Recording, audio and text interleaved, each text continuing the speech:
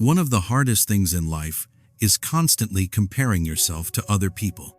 We look around and think, why is she winning and I'm still stuck? But what we don't realize is this: her journey and my journey were never meant to be the same. Think about it. If a fish tried to fly like a bird, it would spend its whole life feeling useless, even though it could swim across the entire ocean. These days, social media makes this problem even worse. We scroll, see someone else's success, and suddenly our own life feels small. We forget our strengths. And over time, this mindset pulls people into sadness and hopelessness. That's why today's story is for anyone who has ever thought, I'll never be as good as them. Listen carefully, because every line of this story has the power to change the way you think. There was once a small village near a town, and right next to that village was a huge, beautiful forest. In that village lived a boy named Ethan. Ethan was kind and hardworking, but there was one habit that made him miserable. He compared himself to everyone. When he saw his friend Liam getting top grades, Ethan thought, man, I wish I was as smart as him. When he saw his neighbor Ryan, who came from a rich family, he thought, I wish I had money like that. If he saw someone run faster than him, he thought, why can't I be that good? These thoughts slowly drained him. He couldn't focus on school. He stopped enjoying things.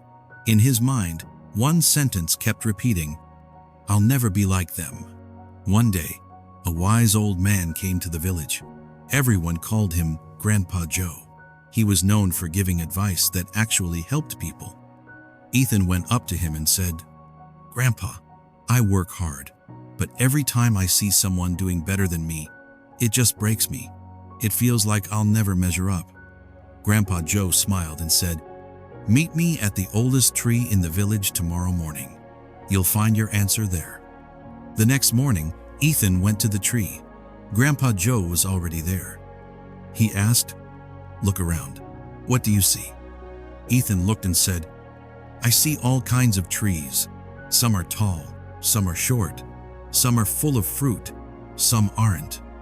Grandpa Joe smiled and said, now imagine if an apple tree looked at a coconut tree and said, why am I so short? Or the coconut tree said, I wish I had sweet fruit like apples. How would that sound? Ethan laughed. That would sound ridiculous. Grandpa Joe nodded and asked, so tell me, how does this forest feel to you? Ethan replied, it feels calm, peaceful. Everything just feels right. Grandpa Joe said, that's life. Every tree has its own role. In the same way, every person has different strengths. The apple tree feeds people. The coconut tree stands tall and strong. They're different, but both matter. Then Grandpa Joe walked Ethan over to a pond. Fish were swimming peacefully, and above them, a bird flew across the sky. Grandpa Joe said, now imagine if the fish said, I wish I could fly like that bird. Does that make sense? Ethan said, no, fish are meant to swim. Birds are meant to fly. Grandpa Joe smiled gently. Exactly. So why are you trying to live someone else's life? You have your own path. You have strengths you haven't even noticed yet. Find what you're good at and build on that. Something clicked inside Ethan that day. He realized that comparing himself to others was the very thing holding him back. From that moment on, he stopped measuring his life against everyone else's.